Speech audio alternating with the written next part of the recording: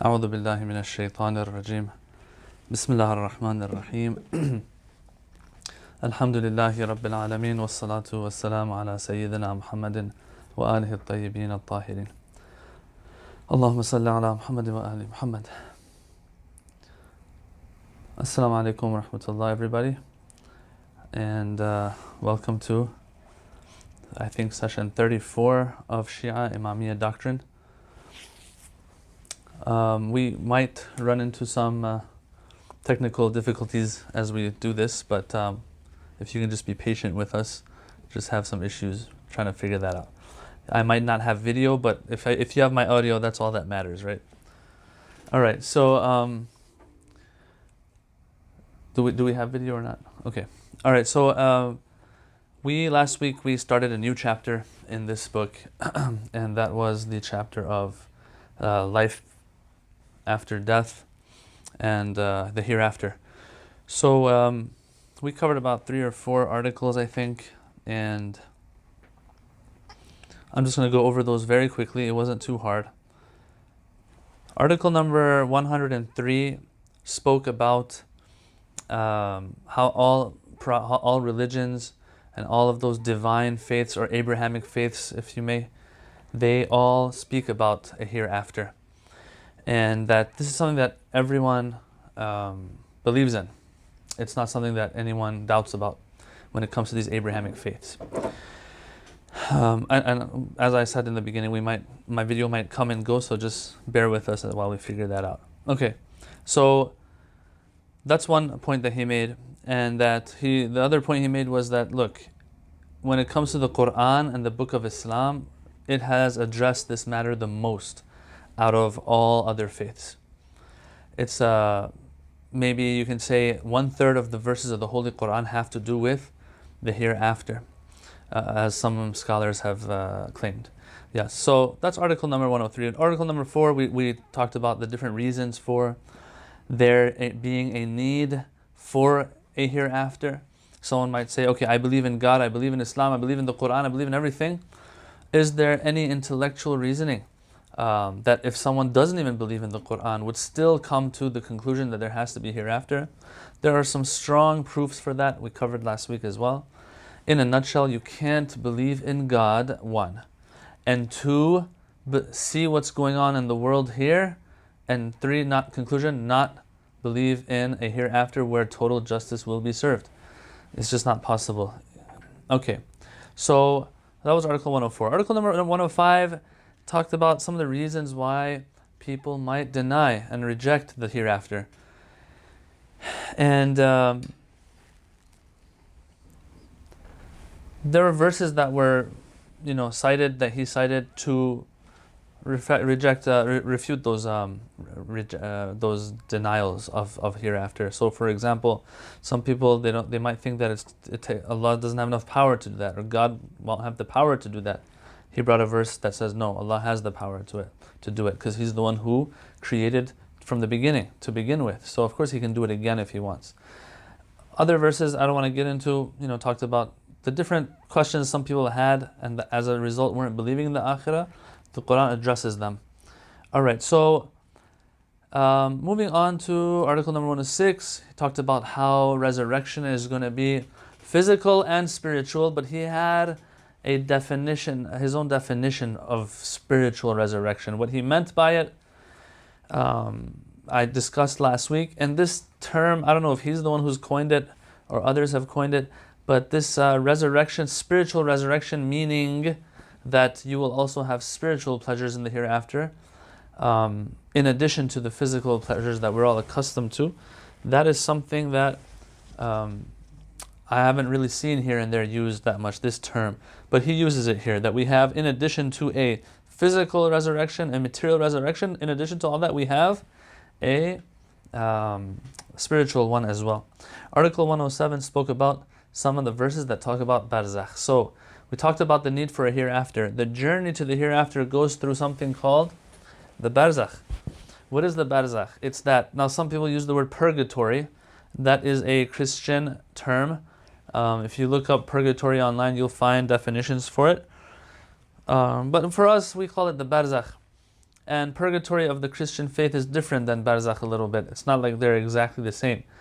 The purgatory, yeah, you can look that up when you have time and see. It won't match completely the barzakh concept, but it's very close, maybe you can say. So for us, it's barzakh. This barzakh, we discussed some of the verses that either directly or indirectly imply that there is a barzakh in the Quran. And we reached article number 108. Alright, so if we're talking about barzakh, article 108 starts with some of the details. From article 108 onwards, we're going to talk about some of the details of what happens in the barzakh. Now, he keeps it very, very concise. I don't know how many articles he actually dedicates to this one. Let me see. Article 108. Yeah, just article 108 really is talking about one of the details of the barzakh. He doesn't even get into other details, but as probably most of you who know about Mizan Institute, we have been, or the course that we offer on death and barzakh has been doing the rounds since last year. And other cities out there in America and North America, even in Canada, have gotten that course. There's a lot of details there that Allama Tabatabai and others have shared with us based on the Quran and Hadiths regarding this whole idea of death and barzakh. Anyway, here he goes after article 107, he goes into article 108 where he discusses one of those things that happens in the barzakh. Right at the beginning, brothers and sisters, there is this thing called the questioning of the grave, Su'alul Qabr, where we are asked. Now, who is exactly asked? All people who die, certain people who die. Who is it? There's details there he doesn't get into, so I'm not going to get into. We've discussed these in our course that we do here and there. All he says is that people will be asked of some of the main beliefs that they're supposed to have as human beings on earth, that God had created for this purpose of having the right beliefs. I'm going to read off of what he says. He says, what he's trying to prove here is that this questioning of the grave is something that is kind of set in stone. No one really questions it. Everyone knows that there will be questioning in the grave. Let me read from article 108.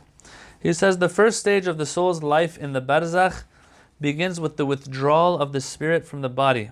Meaning, in other words, brothers and sisters, he's trying to say that the barzakh begins right when the soul departs the body.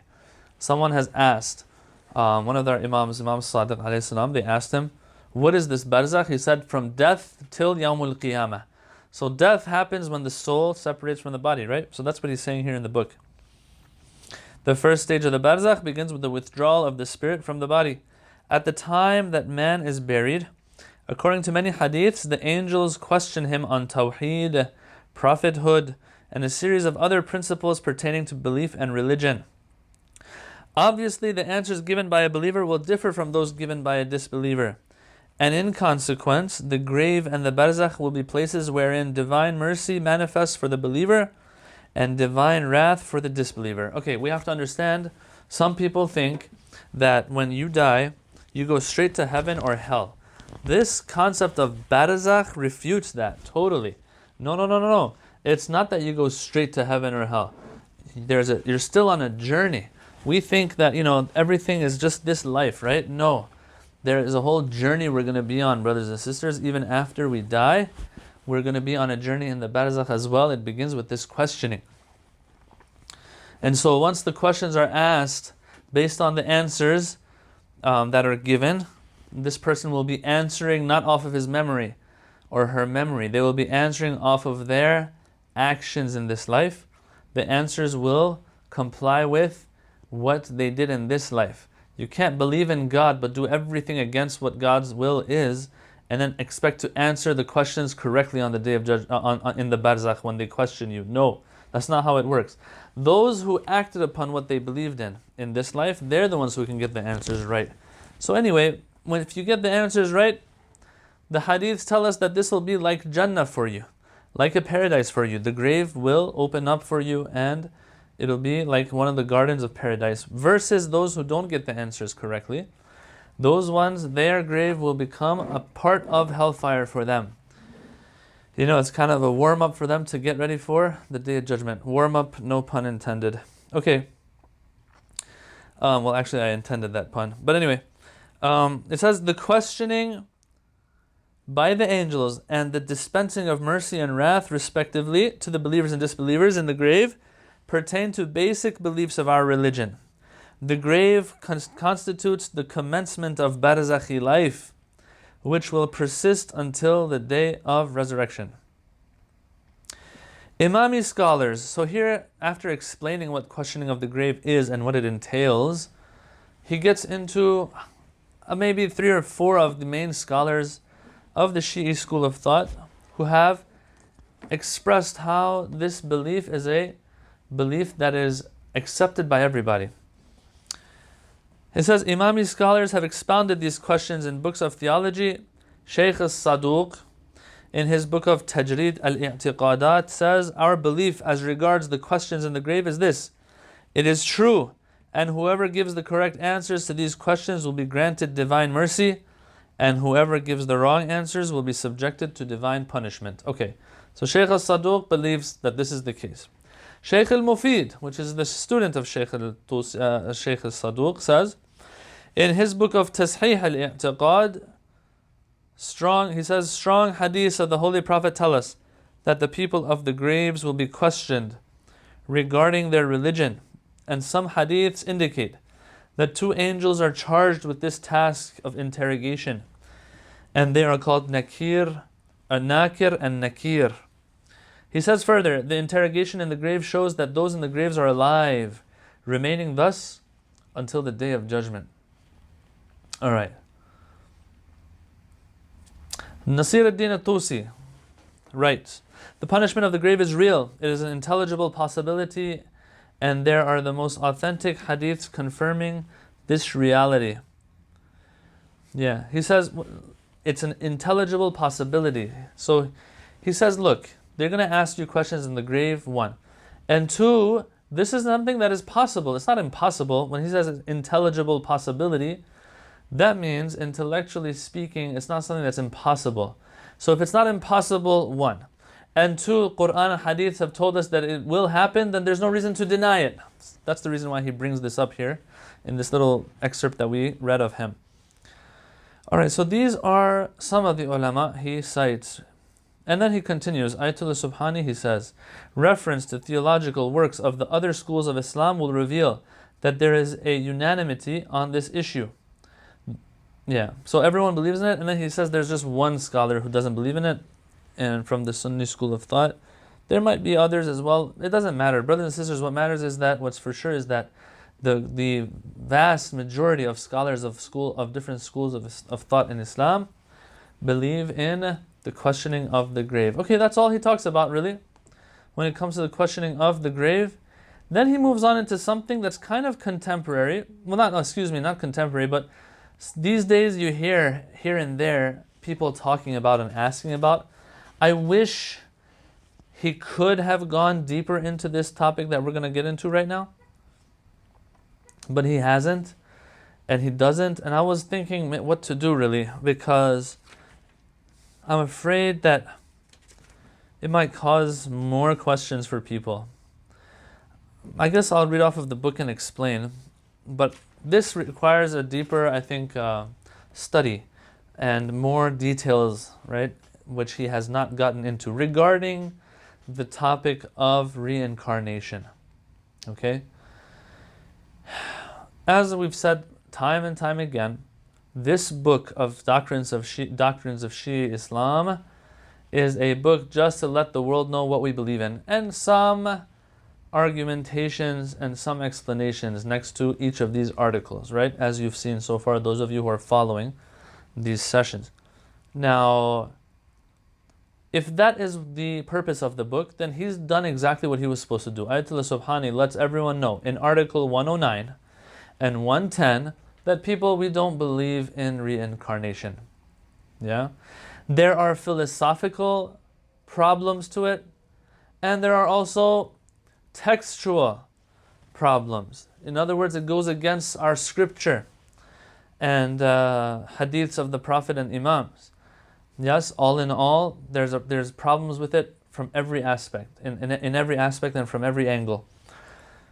So he gets that clear, he gets that across clearly, okay? But now he gets into some arguments to prove that reincarnation is not true and that we don't believe in it. That's where I feel like, maybe it would have been better if we just left it for a more extensive book, and just kept it at this, and just said philosophical issues. There's some philosophical issues and some textual contradictions here.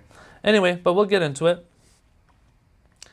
He says, from the observations above, it will have been made clear that the reality of the resurrection consists in this. The spirit, after having been separated from the body by the will of God, is once again returned to that body in which it had lived previously.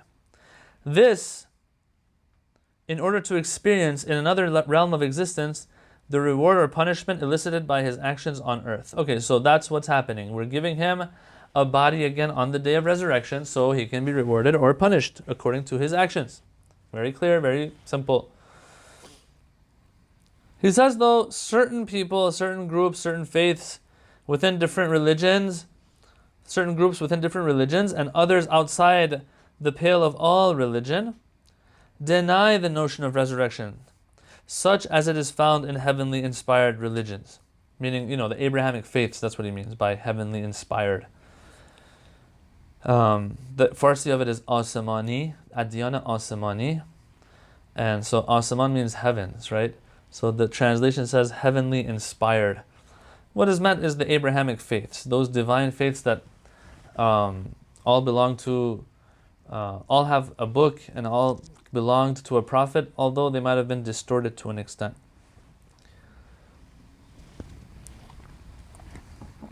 Okay, he says,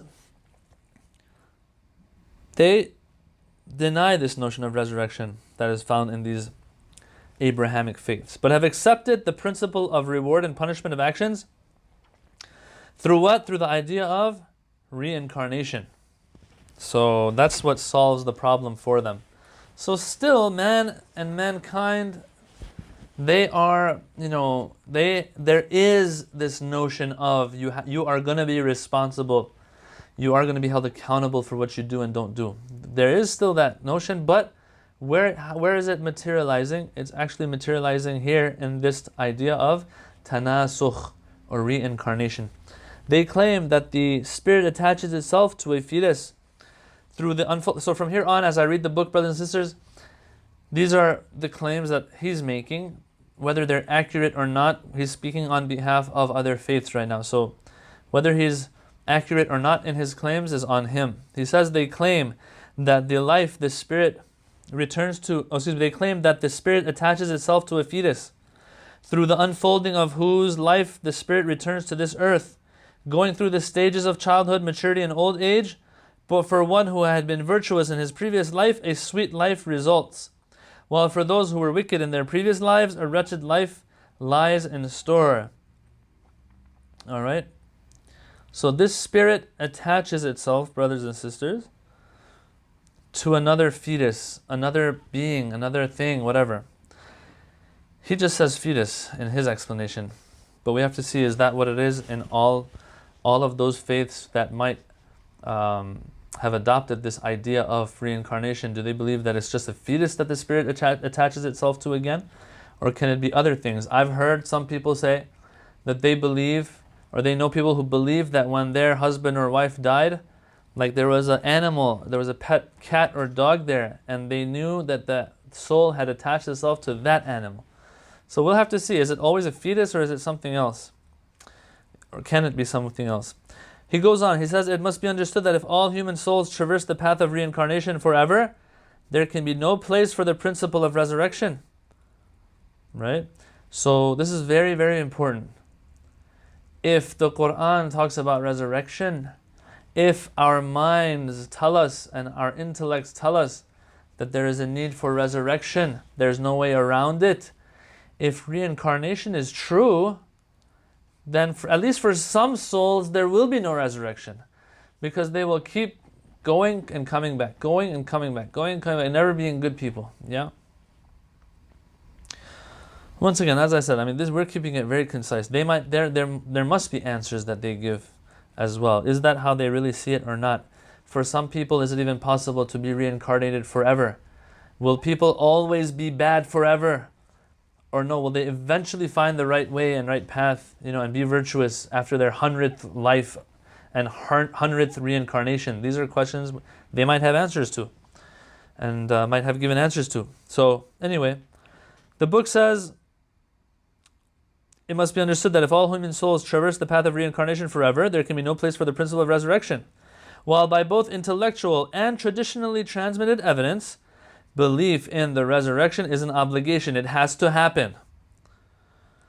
Indeed, it must be said that those who believe in reincarnation do so because they are incapable of conceiving the resurrection in a proper manner, and so have replaced it with the idea of reincarnation. He says, look, sometimes if you're not able to explain something properly, you're not able to understand and digest something properly, you replace it with something else that you can understand.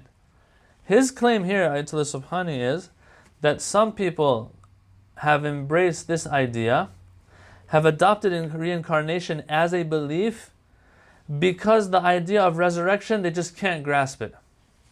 Once again, that's a claim. We'll have to see if that's true or not, but to each their own idea and understanding here, but that's what he claims. And then he says, there are extensive discussions regarding the falsity of this belief and its incompatibility with Islam. We summarize some of these arguments below. I think he brings like 3 main points that we'll go through. I won't get into too much. As I said, we just want to keep it concise, but this calls for more extensive study. Number 1, he says, the soul of man attains at death a certain degree of completion. Actually, before I read it, let me explain it. It says, when you die, right, you have materialized and actualized certain potentials that you had within you, right? You have grown, and not physically, even spiritually, you've grown. There are some things that you have turned into, right? In the barzakh, when you leave this dunya, those things that you've turned into will actually show themselves. Some people on the day in barzakh, what are they? They're not human beings anymore. They might be animals. Some people in the barzakh might be like angels, or like actual human beings, So these potentials of being super good or super bad have been actualized. Coming back to the material world again equals these potentials that were fulfilled turning into potential again. Yeah? He says this philosophically is not possible. And this is a philosophical principle that which is bil fi'l cannot turn back into that which is bil quwwah. Alright? So it says, the soul of man attains at death a certain degree of completion, or fulfillment of potential. Thus, to be attached once more to a fetus requires, according to the principle of necessary harmony between the soul and the body, it necessitates and requires what? A descent of the soul from a degree of completeness to a degree of potential again. Or here the translation says deficiency. I don't like that. Potentiality, let's call it. Or he goes on, he says, and a return from a state of actuality to one of potentiality. So philosophically, that's impossible. Yeah? This is something that you can say philosophy is one of the main principles of philosophy, that which has reached actuality cannot turn back to potentiality. But when the soul attaches to a fetus, this soul that was in the first body and had fulfilled certain potentials now has to go back to potential again. Once the soul is completed or has reached a certain level of completion or even a certain level of deficiency and has actualized certain negative potentials, let's call it, then going back to sheer potential and 0% completeness is impossible. So that's one. Number 2, the second reason why he says we don't believe in a reincarnation. He says if we accept the fact that a soul, after being separated from a body, finds itself joined to a different living body, This would imply a plurality of souls within a single body and a twofold personality, whereas such a phenomenon is clearly at odds with the perception that each person's conscience yields, that of possessing a single personality. In short, he says, look, once again, this is something that has to be discussed and studied further, but he's just giving you the conclusion. He says, if your soul goes into another body, that will equal plurality of personalities. While we, in our own conscience, we understand that we're one person and we're not two people, right? So reincarnation equals, this is what he's saying. Whether you agree with it or not is a different story. Once again, I keep saying it, this requires further discussion. But what he's saying is, soul returning to this life and attaching itself to, or going into another fetus, another body, equals, necessitates plurality of personality. And plurality of personality for sure is something false. Because we, within ourselves, yes, we understand that we're one. We're not two. If I'm sitting here, I'm one person. I'm not two people. All right. That's the argument, it seems. Whether you agree or disagree with it is a different story. Whether it makes sense or not is a different story. That can be discussed further later. Number 3 reason why he doesn't believe in reincarnation, he says, a belief in reincarnation, in addition to being contrary to the principles of order in the universe, can also be used by oppressors and opportunists as a means of legitimizing themselves, by claiming that their power and privilege are the consequences of their previous lives of virtue and rectitude, and that the misfortunes of the oppressed are, likewise, the consequences of their previous lives of wickedness. By such means, they attempt to justify their evil actions and the inhumane injustices of the society over which they rule. He says, look, if reincarnation was to be true, there's a problem there. And the problem is that this can be taken advantage of, right? So it must not be true. I personally, I can't, this reason, it doesn't sit well with me because there are a lot of other beliefs out there too that are taken advantage of as well. But they are beliefs that are set in stone when it comes to Islam. Okay? And so, for example, the idea of, in the past there have been people who took advantage of the idea of and the notion of qada and qadar and Allah's decree, divine decree. We have this concept of qada and qadar. But the problem is that in the past there have been people, there have been rulers even who used this principle of Islam in their favor to justify that why they had become ruler.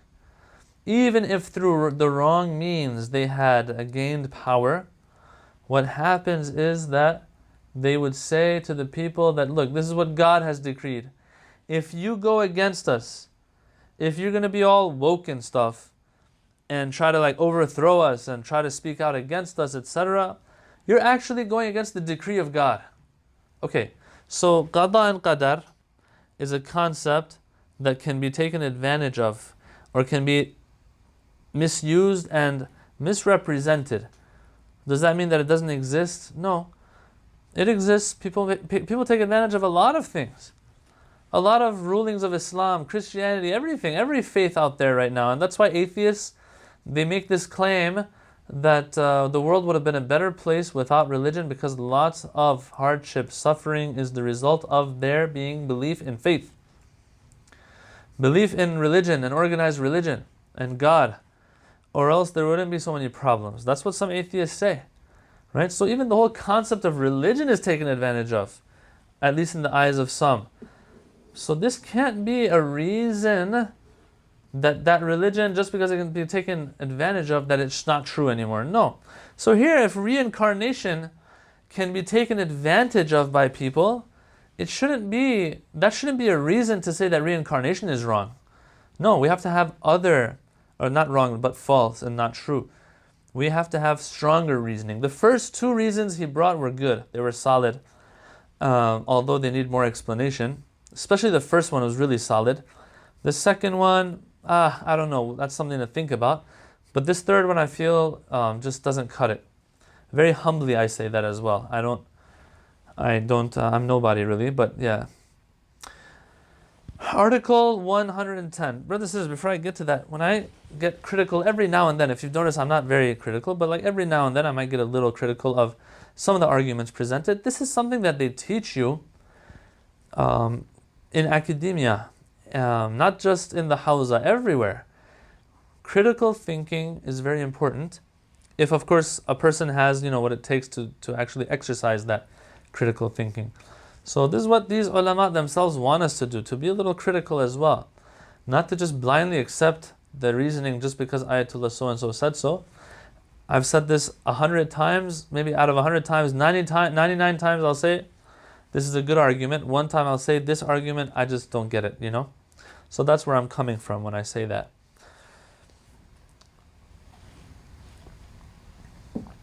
Article number 110 continues the discussion of reincarnation, but looks at it from a different perspective now. Article 109 was looking at it from the perspective of, hey, there are people out there who believe in reincarnation. This is our reason to refute them. 3 reasons he brought. Article 110 now says, okay, we don't believe in reincarnation, people, but then there might be others who believe in it who come at us and point the finger at us and say, look at your religion. Your scripture has certain things in it. Your hadiths, your verses of Quran speak of certain things that imply reincarnation. So now we have to answer them as to what is meant by what these texts and scripture tells us, and what it means is not reincarnation. Okay? So 2 things are mentioned. 2 things are presented to us as Muslims and as Shia, because the first one that the first challenge they bring forth has to do with us as Muslims, believing in the Quran, right? There's some verses that talk about something that might sound like reincarnation. I'll talk about it in a minute. But the second challenge they bring forth is for us Shia. Not all Muslims believe in the second thing that we'll talk about. Okay? So the first one has to do with all Muslims. The second one has to do with Shias in particular. Let's talk about it a little bit. What is that first thing? What is that first challenge put forth to us as Muslims? It is the concept of Maskh with a meme, an M. The same letter that we have in M&Ms. M, Maskh. Maskh, what does it mean? We have this idea and notion in the Quran. Now, let me look this up real quick. I want to see.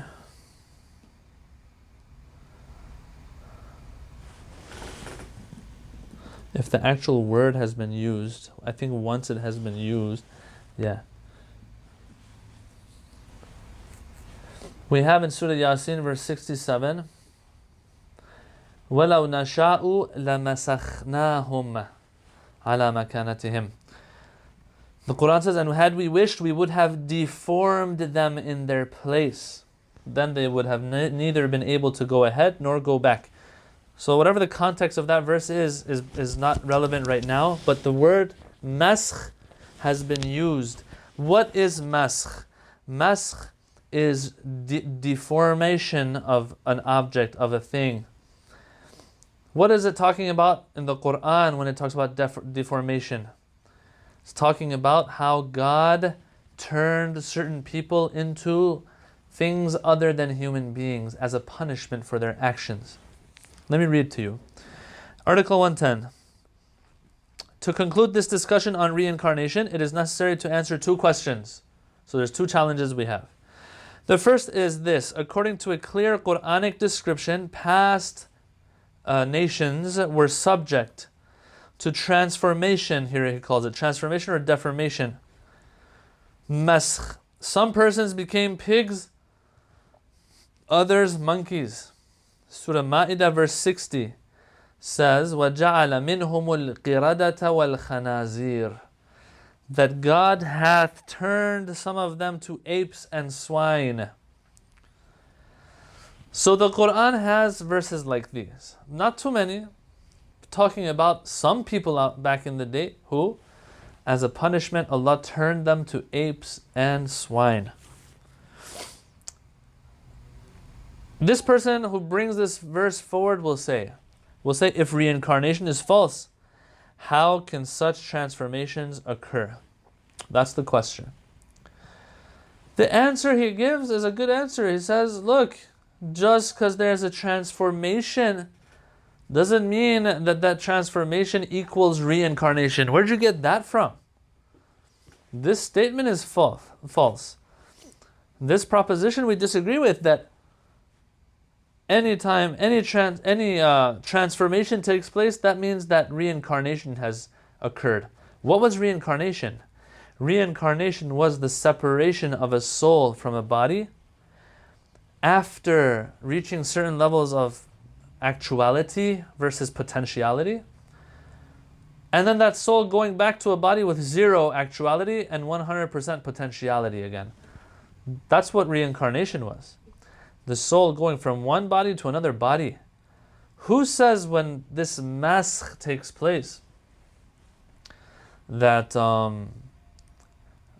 the soul is going from one body to another body? No. Transformation means that same body changed from one form to another form. Nothing else. He says the answer is as follows. Transformation differs fundamentally from reincarnation as commonly understood. Yeah, reincarnation, the way it's commonly understood, is not the same as transformation. For according to reincarnation, the spirit is joined after separation from one body with another body, or to a fetus. While in transformation, the spirit does not become separate from its body. Rather, it is simply that the appearance and form of the body is transformed, so that the person is able to see his sins in the form of monkeys and pigs, and suffer thereby. In other words, the soul of a person who was a sinner does not descend from the state of humanity to that of animality. For were such the case, the persons so transformed would not be able to grasp their suffering and punishment as such. Wow, look at that. This is wonderful. So if we said something against one of his arguments in the previous article, right here what he says is beautiful. He says, look, if this human being with this development of the mind is to be reincarnated as an ape or a monkey, as a punishment from God, this defeats the whole purpose. Why? Because if you're reincarnated as a monkey, as an ape, or whatever, a pig, and from day one you're seeing yourself as a pig or a monkey, and you're not a human being anymore, in other words, you went from that actuality of being a human being, you went back to potentiality of 100%, and no actuality of being a human being again. That means you don't even have the right faculties to understand that you're a human being, but in the form of an ape, so to suffer as a result. Yeah? The whole point was that this was a punishment from God, right? This transformation is a punishment. This person knows he's a human being, yet he's in the body of a pig. So reincarnation hasn't taken place, because reincarnation, what made reincarnation was the fact that you went from actuality to potentiality again. I don't think anyone out there who believes in reincarnation, right, that they say that when you were reincarnated, I was a king, but I was an evil king, so I was reincarnated as a poor beggar on the street. I don't think this person, when they are a beggar, remembers that they used to be a king, right? That's not how it is. Same thing here. When these people are turned into monkeys and apes, if they were to not remember that they are actual human beings, there would be no suffering and punishment anymore for them. And that defeats the whole purpose of Maskh. So, to summarize everything I said, if Maskh is punishment, the way it is a punishment is that this person is a human being inside, but on the outside is a pig and suffers from this as a result. The fact that this person understands that they're a human being shows that they haven't gone from actuality to potentiality again. Yes? And thus, the main pillar of reincarnation is not there, so this is not considered reincarnation. The pillar of reincarnation was that something that has actualized certain potentials goes back to 100% potentiality again. We don't have that in the concept of naskh, right? Okay. Ayatollah Subhani, thank you for that point. That was a nice point. I really liked it.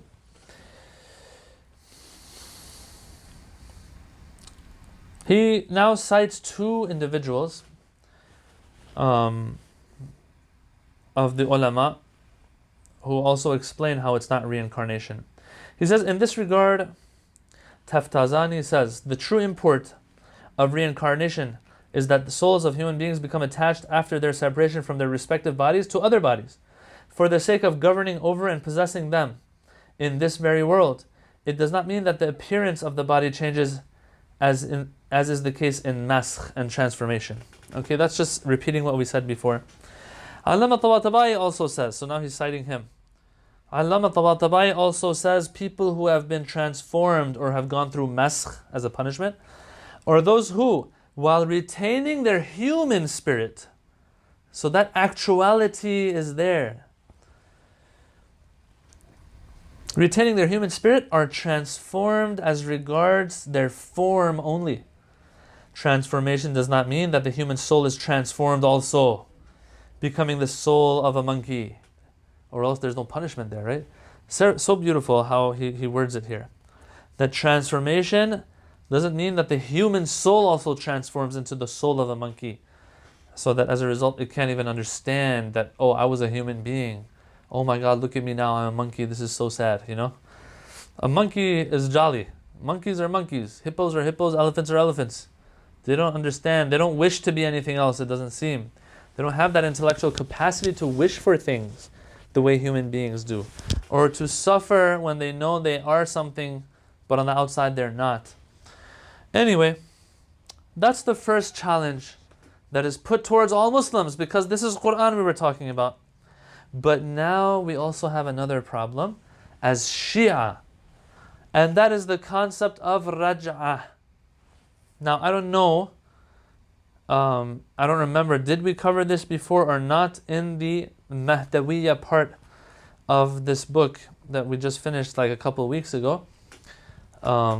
This whole idea of Raj'ah. What is this idea of Raj'ah? What is it? In Shi'ism we have hadiths.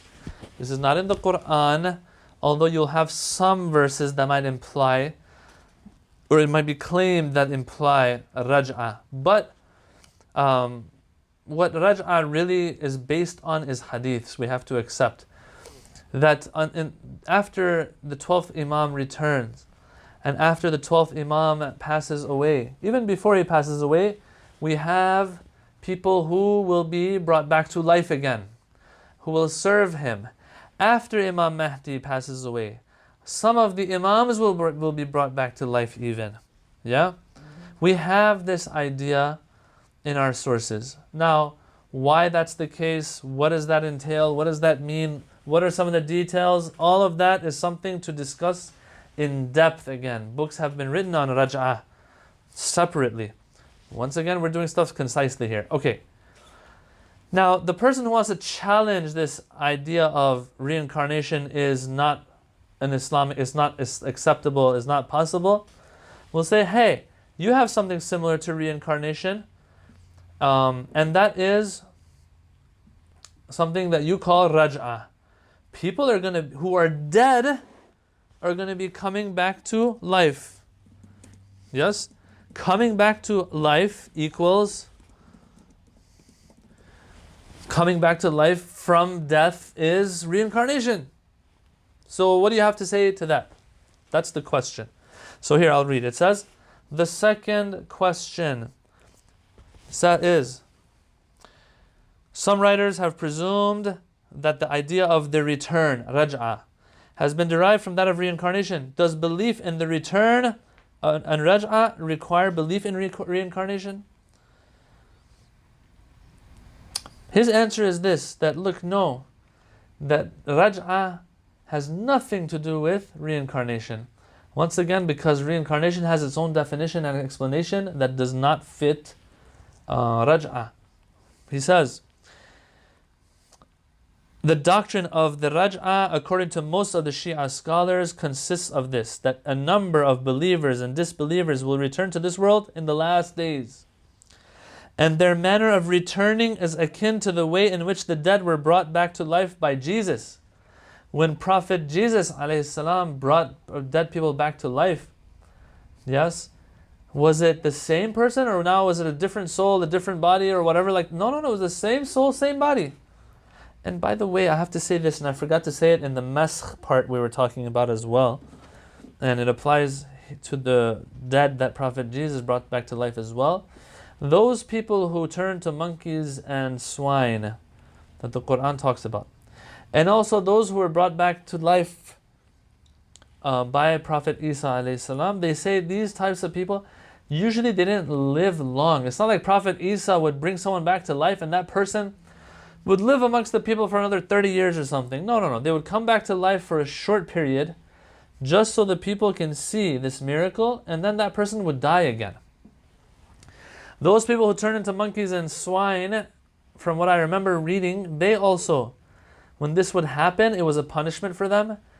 And it wasn't that they lived forever or lived a long time.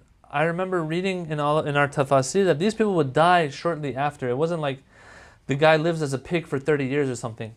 There are some people, I think, who believe that like maybe or some of the pigs out there today or monkeys are descendants of those people who were transformed into things like that, but I highly doubt that's the case. Anyway, let's not go off track. Coming back to Raj'ah, he says, look, this is what it consists of in the eyes of most Shia scholars. It's just like how the dead were revived and brought back to life by Prophet Isa alayhi salam. Or like the reviving of Uzair after 100 years. We have in the Quran the story of Uzair. Yeah. Uzair was a person who was passing by the ruins of a city, if I remember correctly, and he asked himself, the question came to his mind, like, how is God going to revive all of this for the Day of Judgment? That question comes in his mind. That's enough for God to take him for 100 years. Let me pull him up real quick. This is Surah Baqarah, verse 259. Yeah. Let me read the English to you real quick. It says, the one who, or him, so this is in a context right now, or him who came upon a township as it lay fallen on its trellises. He said, how will Allah revive this after its death? So Allah made him die for 100 years. You see, it doesn't say He put him to sleep. It's not like Ashab al-Kahf, the people of the cave. No. It says Allah made him die. Those people went to sleep for 309 years. Here, it says Allah made him die for 100 years, then He resurrected him. He said, how long have you remained? Like, how long were you here? Said he, I have remained a day or part of a day. He thought he fell asleep for a day or half a day. He said, Allah says to him, rather you have remained 100 years. Now look at your food and drink which have not rotted. Look at your donkey that you were riding. This was done that we may make you a sign for mankind. And look at the bones, how we arrange them. And then clothe them with flesh, the bones of the donkey apparently. When it became evident to him that, look, this is how resurrection is, he said, I know that Allah has power over all things. Okay, so this is Uzair. The book says, just like how Uzair came back to life. Question, when Uzair is brought back to life, and he might be a prophet of God even, because God is is revealing to him things, and speaking to him, if this is how he's brought back to life, can we say that reincarnation took place for him? No, it's the same guy. Same soul, same body. Raj'ah, same thing. The same souls, same bodies are coming back. That's what it says. Thus, believing the Raj'ah has nothing to do with reincarnation. In our discussion below, further clarification of the meaning of the Raj'ah will be given. Okay, so he says, that's why I wasn't sure if we've covered it before or we're going to cover it later. Raj'ah is to come. We haven't discussed it yet. Inshallah, when we get to the resurrection section, I guess. So right now, we're talking about certain details. Next article, which I won't get into, I'm going to end it right now.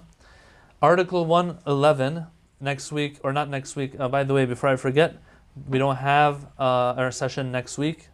There's some things happening that I have to take care of. So there's no session next week. So look out for the new flyer, either for next month, which is December, or you'll know if we have. Let me pull this up real quick, actually, right now, just to make sure. Next week is the 26th. We won't have Mizan live. Yeah, so you'll have to look out for the December flyer. That's all I want to say, to see when our next sessions are going to be. Yeah, I think the first Tuesday of December we will have a session. So that's that. Okay, but whenever we have our next session, Article 111 is going to get to Ashratu Sa'ah, those last things that happen before the Day of Judgment, on the Day of Judgment. It's a very concise discussion he has, not too much detail, but he moves on into that. And then as we go down more, he says we'll get to the point where we talk about Raj'ah and people coming back to life before the Day of Judgment, apparently. Inshallah, we'll get to that as well. Until then, inshallah, keep me in your du'as, especially this week. I need your du'as. Stuff is happening, and so that everything goes smoothly. And till our next session, wassalamu alaikum wa rahmatullahi wa barakatuh.